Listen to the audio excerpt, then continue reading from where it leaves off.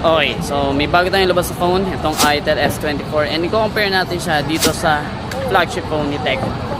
Tingnan natin kung itong phone na to na just 10% ng price nito ay makakasabay sa picturean. Kasi camera phone versus camera phone. Tingnan natin. So by the way, nandito nga pala tayo sa Intramuros. Check natin to kasama yung ating mga idol challengers and makikita natin kung maganda ba talaga yung unit. So ito sa Itel S24, meron siyang 108 megapixel camera and color changing back. So mamaya titas natin sa loob kung makakasabay ba itong budget camera phone na to sa mga flagship yan. So tingnan natin.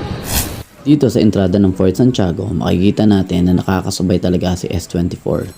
Picture naman na to, makikita na malapit pa din ang quality ng kuha ng dalawang phones dahil to sa sensor ni S24. Pinicturean ko na rin ang maliliit